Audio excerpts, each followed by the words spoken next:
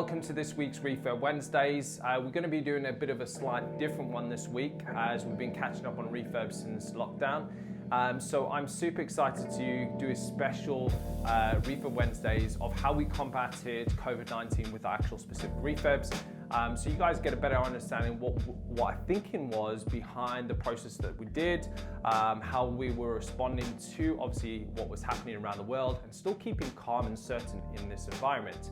So what we're going to be going over is going to be going over the problems that we obviously faced. Also, how did we prepare for what was completely different and unexpected for a lot of people? And then also, how were we actually affected? Were we actually affected in COVID-19 at all? And what do we actually do to be able to combat those effects within our business? And not only that, just utilizing the time wisely. So rather than just wasting the time sitting there watching Netflix, we actually never stopped throughout the whole lockdown. So it was a brilliant time for us from a business point of view to be able to propel the business moving forward.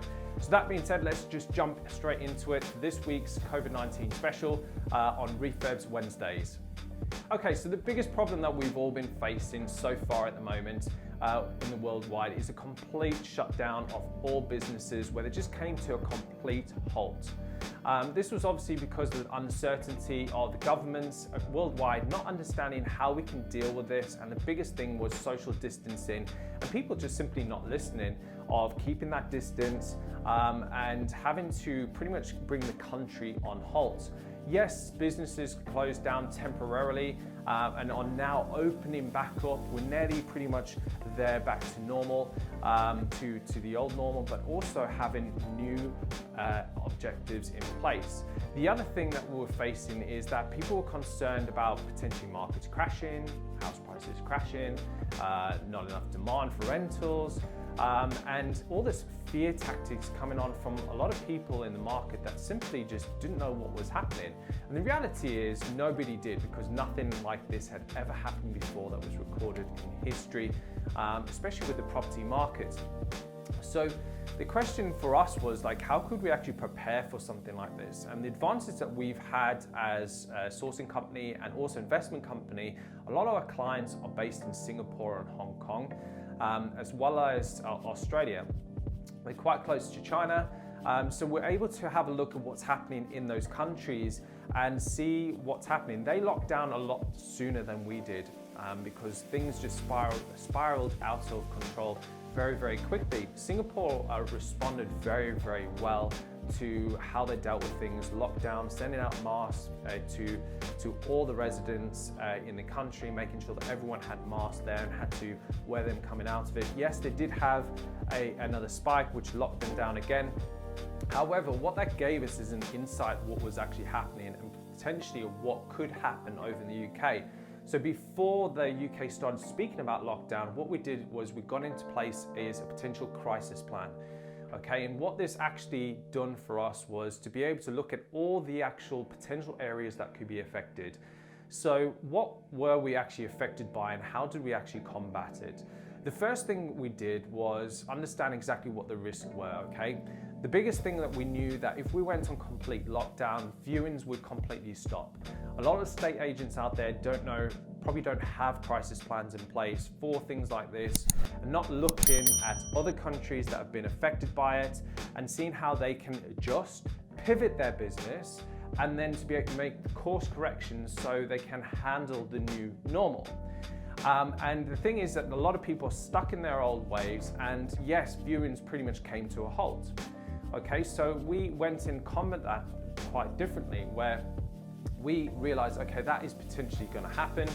We made sure that everything was focused on, okay, if we needed to go on a lockdown, how could we quickly respond to the government coming down and saying, when they start talking about it a bit more seriously within the media, and what was going around, and saying, okay, what are the priority properties we need to view with vendors, with estate agents, with our director of vendor marketing, and really understand what are those properties that weren't really a priority because the vendors wanted too much, maybe it'd been on the market for too long and they wanted too unrealistic prices for the properties. We prioritized all those in literally gold, silver and bronze, okay? What is the number one, which is gold? That's highest priority, those get viewed first. Silver second, bronze third, okay?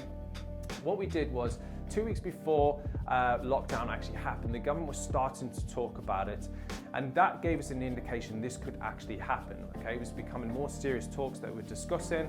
Should they do it? Should they not? If they are, how is it going to look? And they were looking at potentially complete lockdown. So what we did is 2 weeks beforehand, we simply viewed 12 to 15 properties per day over consecutive 2 weeks. And what we did, we just loaded the database, okay? We made sure we viewed as many properties as possible, whether it was through estate agents, whether that was through direct mail that we were doing, direct vendor marketing that we're doing, portfolios we're dealing with as well. That gave us a better understanding of, okay, what we have in our market. So if lockdown still happened and we weren't able to go and view, we still had a lot of data and a lot of deals that we could still negotiate and start working with. And that worked out massively to our advantage because we're still able to do deals, source properties within lockdown. Yes, we didn't do as much as we normally did. We only sourced 2 properties in that time, but also purchased 1 for ourselves as well. But what that gave us was an unfair advantage really for us because we planned ahead and we put a crisis plan in and speaking to our clients back in Singapore and Hong Kong and understanding what was happening there and looking at how can we how can we kill that from happening within our business straight away? Yes, things slowed down. The second thing was refurbs. So speaking to our builders, understanding what was happening, we knew that if the actual builders merchant shut down, that would slow us down from being on site because if we can't get supplies, there's no point in the men being on site, okay? Because you're going to be paying for labor and they can't do anything.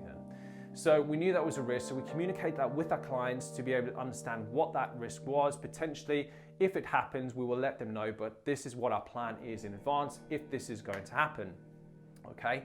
That gave us a plan where actually, yes, it did happen. We were able to still go for around about 2 weeks into lockdown. We're still, because they were not able to do that at home and they couldn't work remotely, they were able to still work on site, but we limited to 2 people on site and had to keep their distance at all times.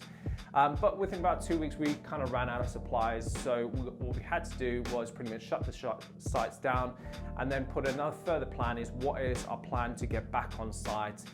Yes, we have to look at regulation changes potentially, but what is our plan for the first people going on board? What supplies do we need? Let's get them pre-ordered. You know, let's get them all clarity on that. So as soon as that builders merchants were starting to come open, we're talking about them, said like, okay, these are the supplies I need, do you have them in? And the biggest challenge that we did have was wood and plaster was a massive thing that we weren't able to get access to very, very quickly. And now this week, we've been able to get the joiners in, we've got all the wood ordered because we're able to conquer exactly what was actually happening. So the key thing is there as well is, yes, sales did slow down as I said, but what we did though is we utilized that time, okay, is one, getting a full crisis plan is what is our game plan, getting back in place to move forward. What's our priority viewings again? You know, can we get a new stock coming on board? And what a lot of people have been finding challenging is that estate agents just haven't had any stock. So yet people are saying, oh, there's a crisis happening, we're in a recession. There's not a lot of stock about. So when there's not a lot of stock and there's a lot of buyers coming into the market, people start overpaying again. And it's interesting because prior to COVID happening in lockdown, we were able to get some cracking deals, but now we're back in. Estate agents are realizing actually we can get a lot more for these properties because I've got X amount of buyers fighting over one deal because they haven't had any stock come to market. So it's going to be an interesting couple of months ahead, and I'm excited for it because we've done all the legwork beforehand, the lockdown, and we'll be able to build those relationships over the time to be able to get the deals that we need for our clients and for our portfolio. So what we did in that time is we utilized time to connect with estate agents, also connect with our clients, like find out like what is it that they actually need. Like how can we help them in ways of understanding the market, what challenges are they facing? What solutions can we provide as well? And really working together so we can gain a better feedback from our clients.